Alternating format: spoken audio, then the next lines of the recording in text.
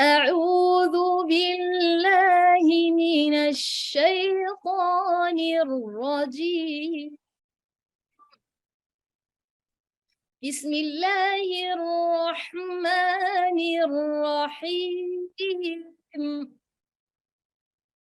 والضحى والليل إذا سجى ما ودعك ربك وما قلى. So what we need when we want to recite, I will just give you some easy tips to improve your recitation. Number one is to focus in the makhraj, how to pronounce, from where to pronounce the letter. And the second thing is the sifat, and from the sifat of the makhraj, we need two sifat to focus. At least there are so many, but at least the tafkhim and tarqiq. Tafkhim and tarqiq. It is khussa ضغط تنقيض, or the four sisters صاد ضاد طا ظا. There are four sisters plus kha at the beginning plus two of them, which is qaf and ghain.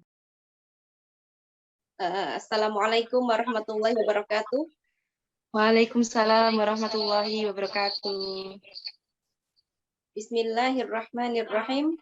Alhamdulillah nahmaduhu wa nasta'inuhu wa nastaghfiruh wa na'udzu billahi min syururi anfusina wa min sayyiati a'malina. May yahdihillahu fala mudhillalah wa may yudlil fala hadiyalah. Alhamdulillah. Kita mungkin pernah mendengar ungkapan bidadari cemburu kepadamu.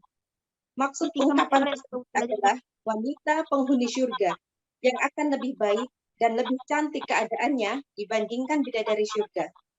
Ungkapan ini benar adanya. Hanya saja di surga sudah tidak ada lagi rasa cemburu dan hasad. Seringkali wanita dunia tidak terlalu suka dengan penjelasan bidadari surga dan kita tahu bahwa mereka lebih baik keadaannya daripada penghuni surga. Sebuah pertanyaan diajukan kepada Syekh Muhammad bin Shalih Al-Utsaimin rahimahullah. Apakah sifat-sifat kecantikan bidadari dalam Al-Quran juga mencakup sifat para wanita di dunia yang masuk surga, wahai Syekh?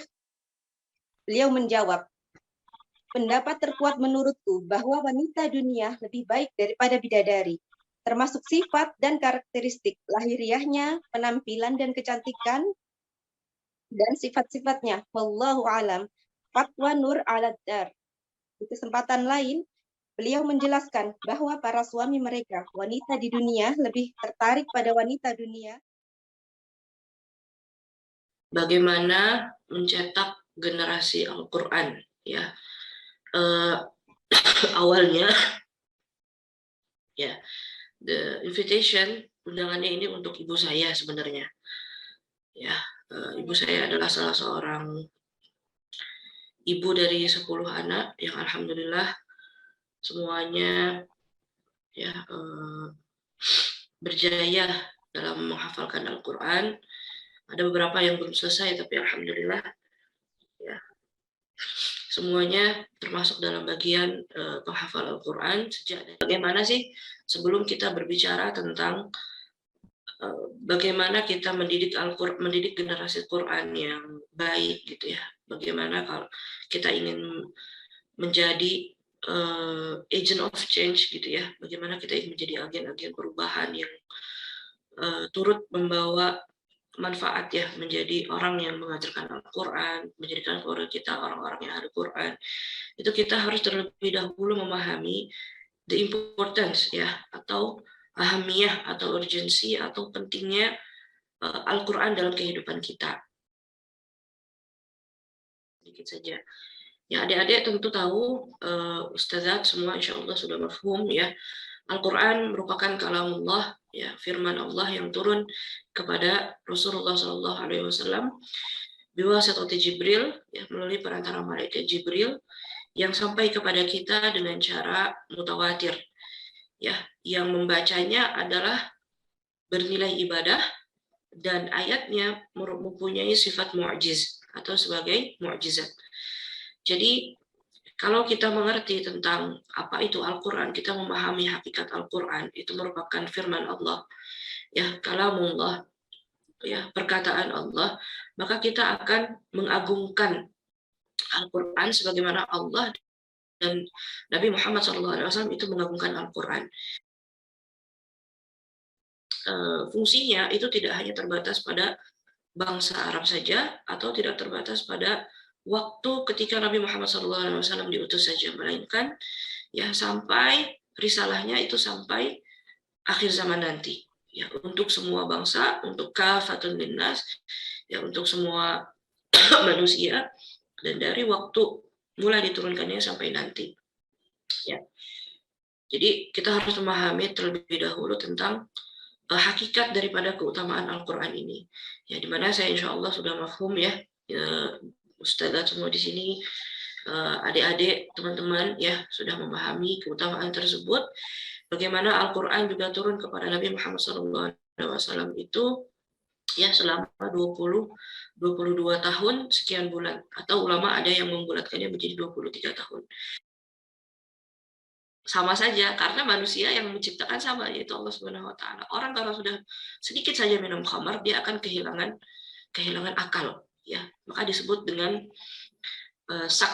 sukron, ya, apa namanya, mabuk, gitu ya, karena kehilangan akal, ya. Dia bisa melakukan mudarat yang dia tidak sadari, gitu. Begitu juga kalau kita cinta dengan Al-Quran, kita inginnya apa? Selalu ingin berdekatan. Rindu bila lama tidak bertemu, atau rindu bila lama tidak membaca, bila tidak mendengar, rela meluangkan waktu, rela berkorban apa saja untuk bisa bertemu atau membaca Al-Quran, ya. Itulah karakteristik sejati orang yang mencintai Al-Quran, ya. Percayalah adik-adik semua, ya, teman-teman semua, apa namanya, baru akan terasa manfaatnya ketika nanti, ya, kita sudah menjalani kehidupan sebagai orang dewasa. Nah, terasa tuh kebutuhan kita bagaimana dekat dengan Al-Quran, itu baru terasa. Bismillahirrahmanirrahim. Huwallahul ladzi la ilaha illahu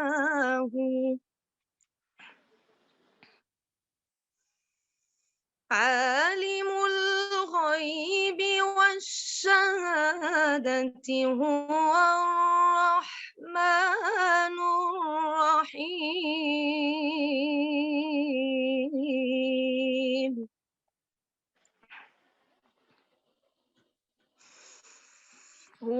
Wallahul ladzi la ilaha illa huwal malikul quddusus salam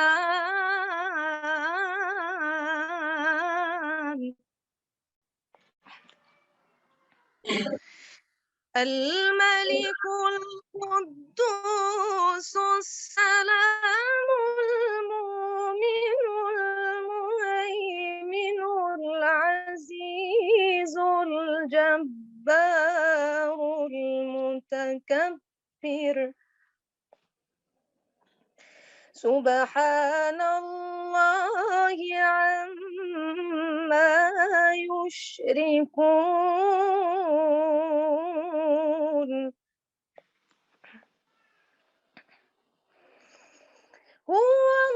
Huwallahul khaliqul bari'ul musawwiru lahul asmaul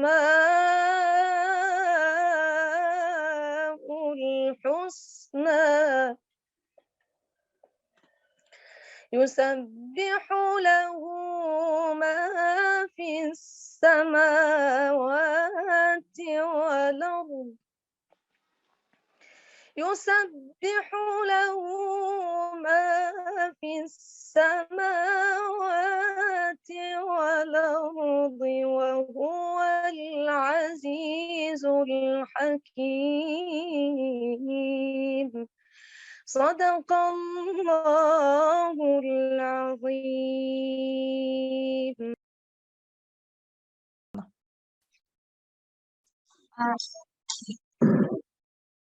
نسألك يا من هو الله الذي لا إله الرحمن الرحيم الملك السلام المهيمن العزيز الجبار المتكبر الخالق الصغير الغفار القهار القهار الفتاح العليم الخالق الباسط الخالق الرافع المعز السميع البصير الحكيم الحليم العزيز الغفور الشكور العلي الحميد الحفيظ الحسيب الجليل الكريم الرقيب المجيب الواسع الحكيم الشهيد الحق الأكيد القوي المتين الولي الحميد المحسن المبدئ المعيد المحيي المميت الحي الواجب الماجد الواحد الصمد القادر القادر القديم المناصر الأول الآخر الظاهر الباطن الباطن المتعال التواب الحكيم العليم المقسط الجامع